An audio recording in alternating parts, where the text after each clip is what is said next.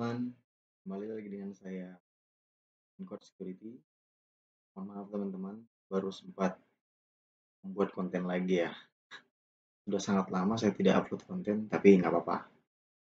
Karena kesibukan dan lain hal, dan banyak hal yang lain, sehingga saya agak susah sekarang untuk membuat konten.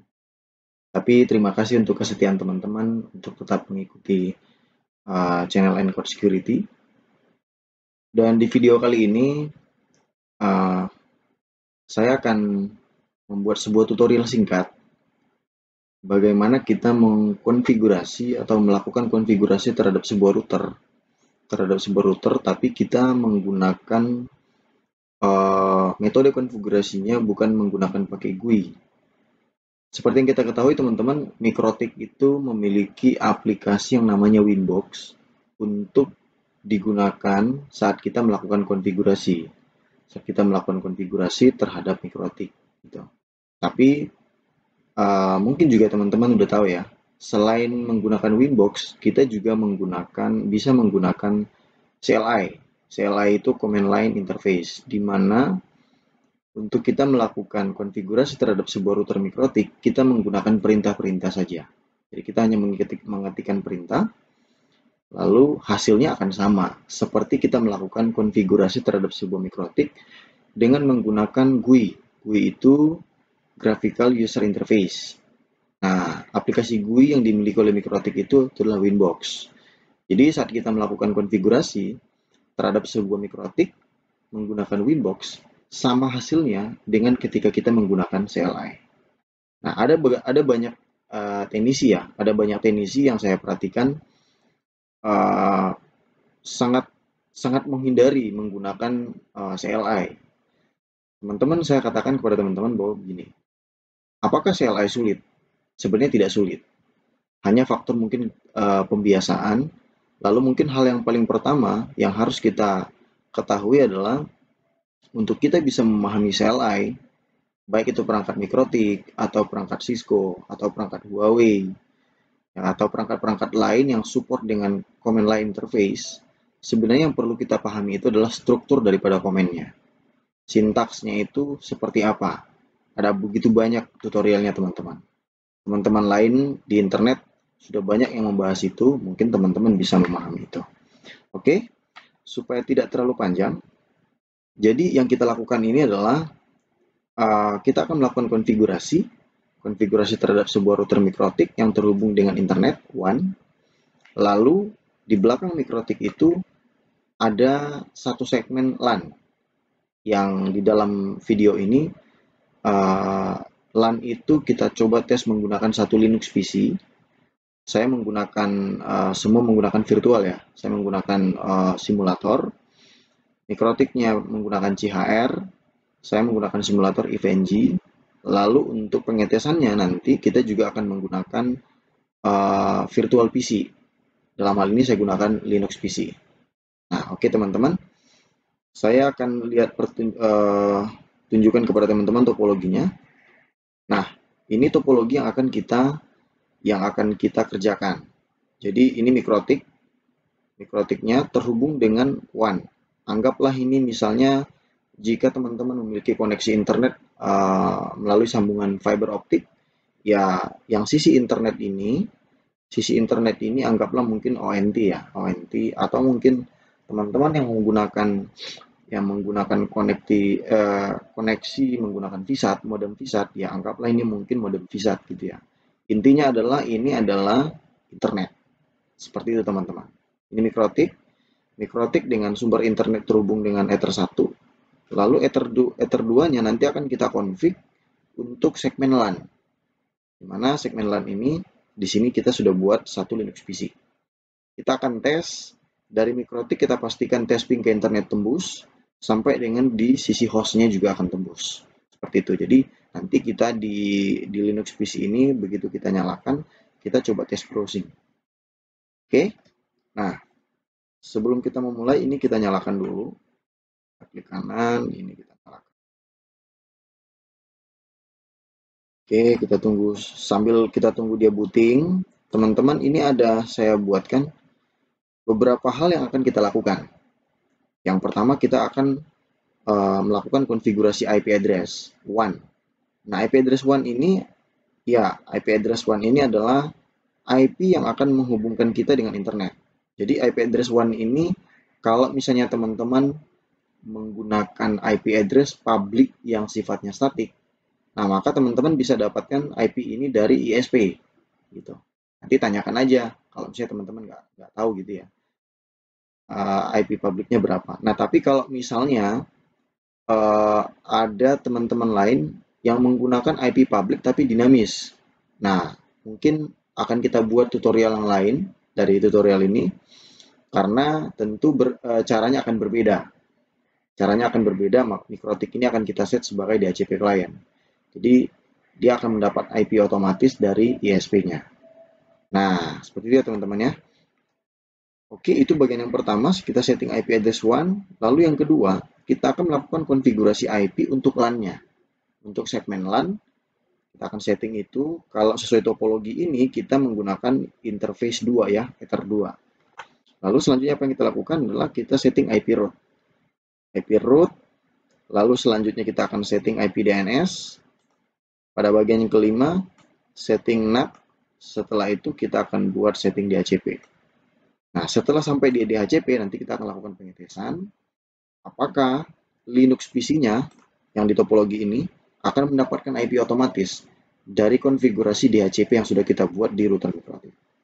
Oke, tanpa berlama-lama, ayo kita mulai saja. Kita klik ini, maka akan terbuka ini command prompt ya. Command prompt, tapi sebenarnya ini karena simulator saya sudah terhubung dengan putih, maka dia menggunakan port access SSH. Gitu. Jadi untuk kita bisa melakukan konsol, melakukan konfigurasi yang menggunakan CLI, teman-teman, ada dua port akses yang bisa kita gunakan di mikrotik. Menggunakan telnet, dia menggunakan port 23, lalu menggunakan SSH, dia menggunakan port 22. Nah, nanti untuk masalah secure-nya yang mana, saya singgung saja sedikit, tapi untuk lebih detailnya mungkin akan kita bahas di video-video selanjutnya. Untuk lebih secure, saya sarankan teman-teman menggunakan konfigurasi terhadap router mikrotik menggunakan SSH. Kenapa SSH? Karena setiap kali komen atau pertukaran data antara mikrotik dengan PC atau laptop yang kita gunakan itu semua datanya dienskripsi jika kita menggunakan SSH. Tapi ketika kita menggunakan telnet, data yang kita kirim atau data yang kita terima dari mikrotik semuanya telanjang. Itu semuanya telanjang, tidak dienskripsi. Itulah kenapa konsol menggunakan telnet itu tidak lebih aman daripada menggunakan SSH. Oke, itu teman-teman ya. Oke, kita mulai saja. Ini saya enter. Karena mikrotik ini masih kosong, maka seperti biasa usernya admin, passwordnya kosong ya teman-teman, dia tidak pakai password. Oke, kita sudah masuk ke mikrotiknya. Kita balik lagi ke sini. Yang pertama kita lakukan adalah setting IP address WAN. IP address WAN. Oke, kita setting IP address WAN-nya. Nah, yang kita ketikkan begini, IP address, kan? IP address, lalu kita enter dulu. Kita cek, kita pastikan mikrotik ini sudah ada IP apa belum. Kita ketik print. Oke, teman-teman bisa lihat ini IP-nya masih kosong. Maka yang kita lakukan adalah sesuai dengan list yang tadi, kita melakukan penambahan IP WAN. Nah, di sini saya akan menggunakan command add address. Saya masukin IP-nya 173.231.100/24. Lalu, kalau sesuai dengan topologi, di sini kita menggunakan Ether 1 ya. Ether 1. Oke. Berarti di perintahnya kita tambahkan interface. Interface-nya apa? Ether 1. Oke. Ini sudah cukup. Kita sudah masukin address-nya. Lalu kita sudah definisikan interface-nya. Selanjutnya apa? Kita enter. Oke, kita akan lihat apakah IP ini tersimpan. Kita ketik print. Enter. Oke, teman-teman bisa lihat IP-nya sudah tersedia. Dia sudah masuk di dalam address table. Oke, selanjutnya, Sesuai list ini kita akan melakukan konfigurasi setting IP address LAN. Oke. Kita tambahkan lagi dengan komen yang sama, add address. Saya pakai IP 10.19.1.1/24. Lalu kita definisikan interface-nya. Kalau sesuai topologi, di topologi ini kita menggunakan interface Ether 2 untuk menghubungkan router dengan LAN. Oke, kita tambahkan interface-nya Ether 2. Lalu kita enter. Kita cek lagi, print. Oke, sudah ada 2 segmen IP. Ether 1 itu adalah IP1 yang membawa kita ke internet. Lalu Ether 2 itu adalah IP yang digunakan untuk segmentasi LAN.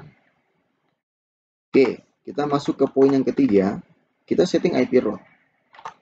Oke, IP route. Kita ketik slash dulu. Setelah slash, kita ketik lagi IP route. Kita enter. Dan kita enter. Untuk memasukkan IP, kita ketik command add destination address. Karena ini adalah IP route yang membawa kita ke arah internet, maka destination address-nya adalah 0.0.0/0. Lalu gateway-nya adalah gateway daripada internet kita. Nah, karena saya di sini menggunakan IP 173.23.180.100, gateway-nya itu adalah 173.23.180.1. Oke, cukup dengan komen ini, kita enter. Lalu kita coba lihat apakah IP-nya tersimpan. Oke, teman-teman bisa lihat ya. Ini sudah ada IP route. Oke, selanjutnya apa yang kita lakukan lagi? Kita memasukkan setting IP DNS. Oke, kita ketik lagi slash IP DNS, kita enter dulu. Oke, kita masukin IP-nya, kita ketik command set server. Servernya apa? IP DNS. Di sini saya menggunakan IP DNS saya adalah IP gateway-nya. IP gateway itu yang mana? Yang tadi. Yang 180.1. Oke, saya ketikkan IP-nya 173.23.180.1. Lalu jangan lupa mengaktifkan allow remote request. Kita ketik allow remote request.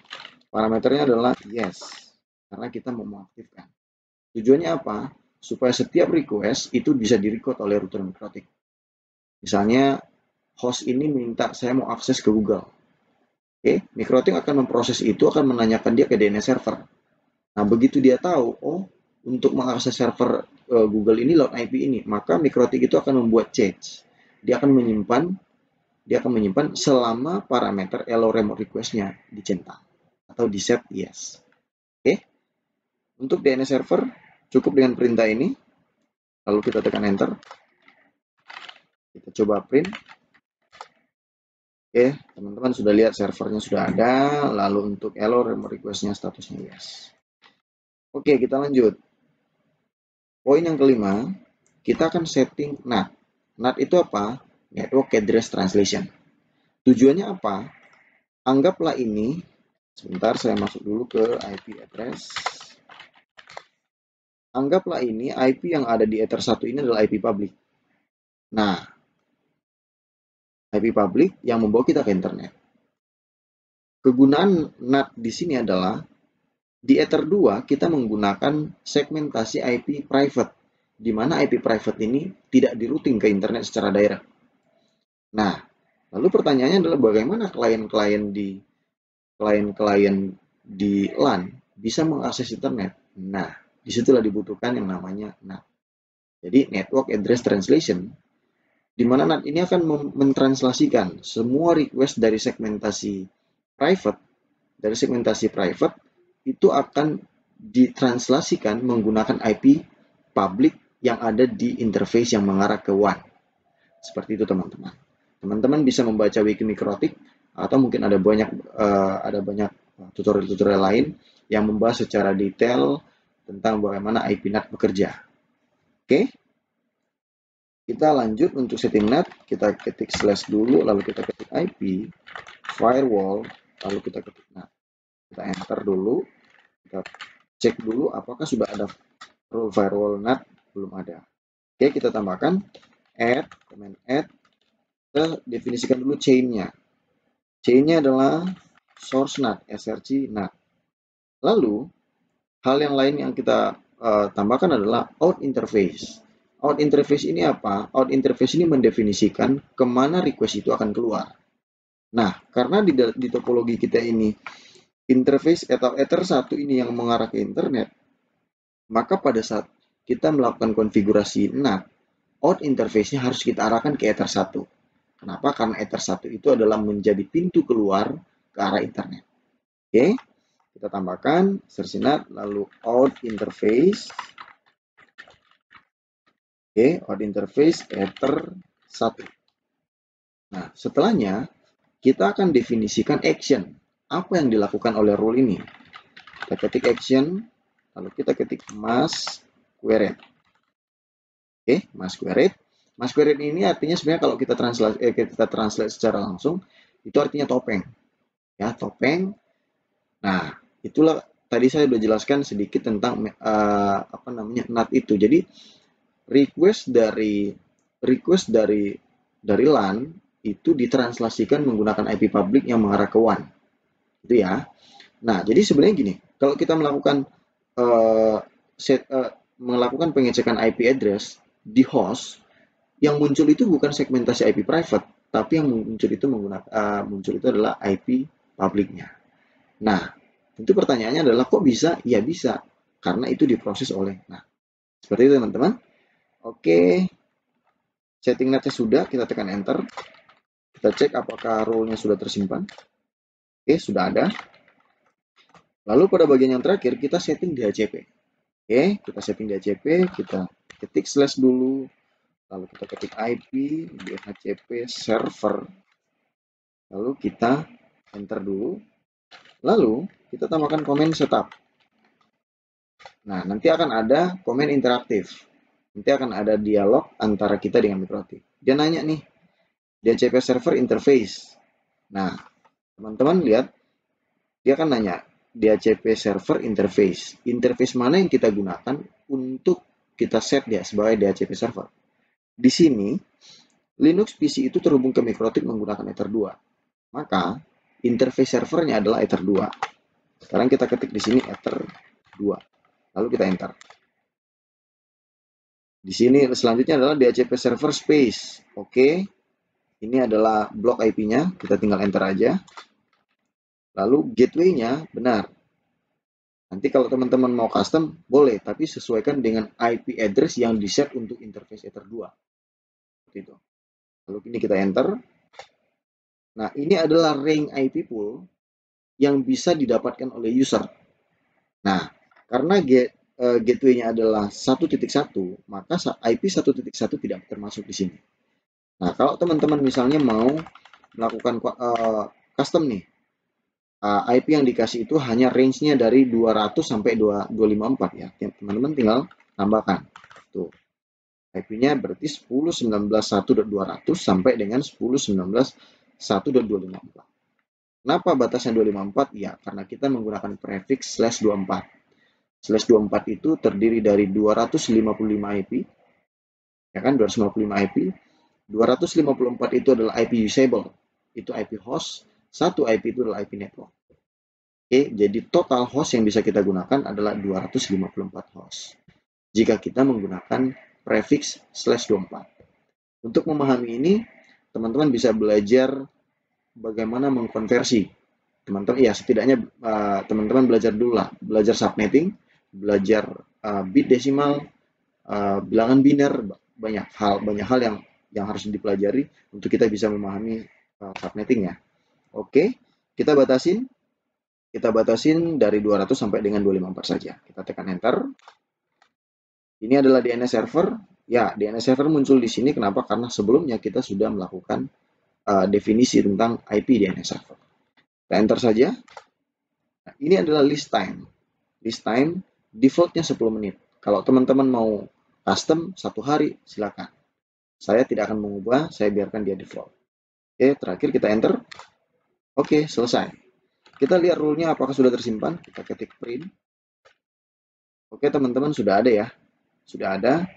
Nah, kita lihat apakah ada IP yang sudah digunakan, kita ketik IP. Oke, sebentar, ini DHCP server. Untuk masuk ke list itu urutan submenu dari DHCP server. Jadi kita tinggal ketik list, lalu kita ketik print. Oke, belum ada ya, belum ada IP yang digunakan. Nah, sampai di sini teman-teman, sebenarnya MikroTik kita sudah online. Kita buktikan ya. Kita coba tes ping ke internet. Kita ketik di sini ping, kita ketik ping dulu ke IP.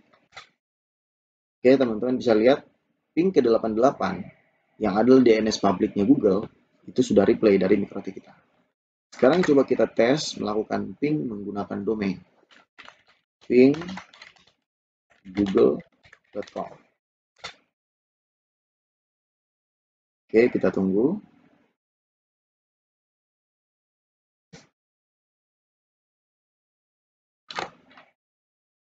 Oh, sebentar. Ini sepertinya ada masalah di DNS-nya.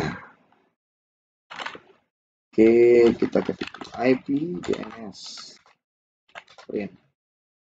Oh, salah. Print. Oke, sebenarnya sudah benar. Ketik ping lagi, coba kita tes. Oke, sudah tembus ya teman-teman. Tadi masih diproses.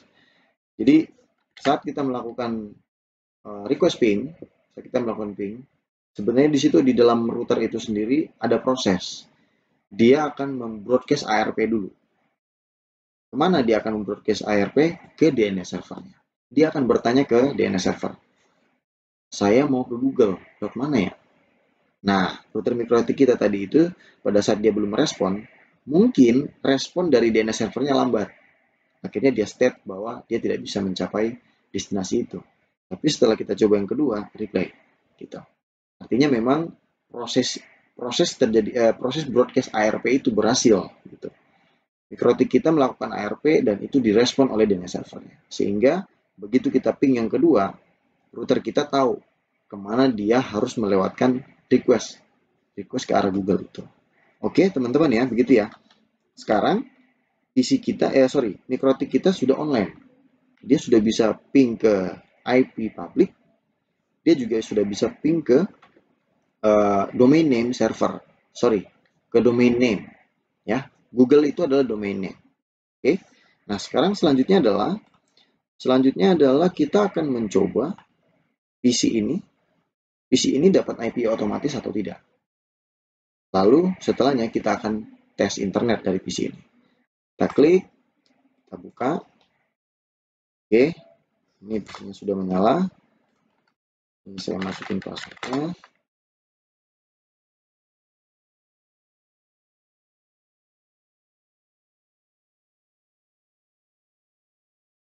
Kita tunggu dulu, karena ini adalah PC virtual ya.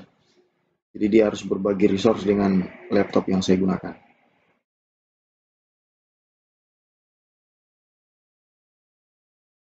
Oke, teman-teman, PC-nya sudah siap ya. Sekarang kita buka terminal di sini. Kita ketik terminal. Kita klik. Oke, ini saya besarkan sedikit.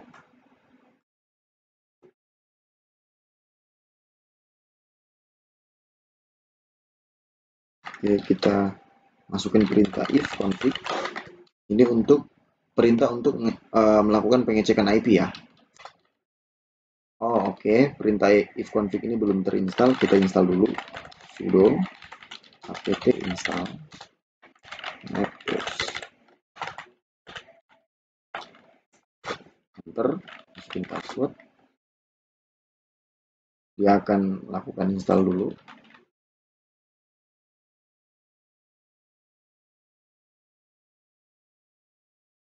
Kita tunggu sampai selesai.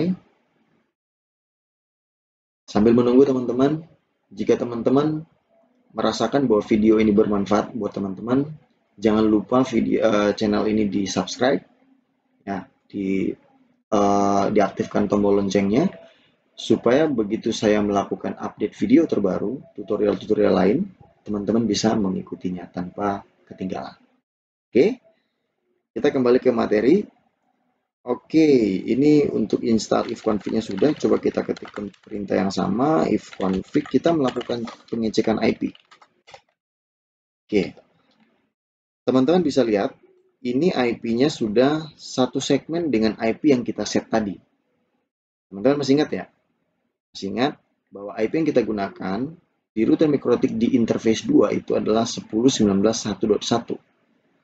Dan tadi pada saat kita melakukan konfigurasi di IP pool, di IP pool itu range yang kita buka adalah IP 200 sampai dengan 254. Nah, laptop ini atau PC ini dia mendapat IP 254.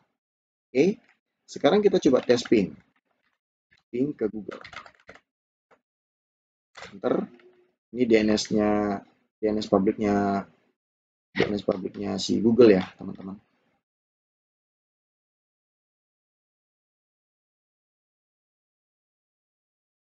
Oke, kita tunggu dulu. Harap maklum ya teman-teman, karena ini kita menggunakan PC virtual. Jadi banyak proses yang terjadi di dalam.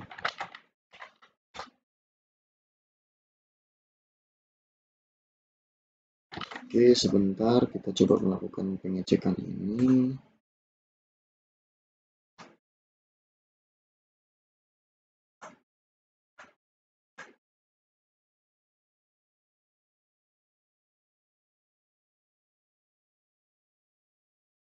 Oke, ini saya rasa konfigurasi udah benar.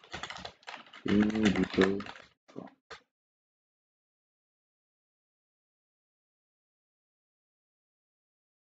Coba cek di mikrotik kita, apakah di mikrotik bisa. Oh, di mikrotik kita juga timeout ya. Oke. Sudah replay ya teman-teman. Mikrotik replay, di sini juga replay ya teman-teman. Artinya apa? Konfigurasi yang kita lakukan tadi itu sudah berhasil teman-teman. PC ini sudah bisa melakukan ping ke internet. Begitu ya teman-teman. Oke, dengan begitu maka video tutorial kali ini sudah selesai teman-teman. Sekali lagi jika teman-teman merasakan bahwa video ini bermanfaat, silakan teman-teman bagikan video ini ke sebanyak mungkin orang supaya ada begitu banyak orang yang juga bisa merasakan manfaat daripada video ini. Jangan lupa di subscribe. Jika teman-teman punya permintaan video tutorial-tutorial lain, silakan tinggalkan komentar pada kolom komentar. Jangan lupa aktifkan tombol loncengnya. Sampai jumpa di video tutorial selanjutnya. Salam teknologi.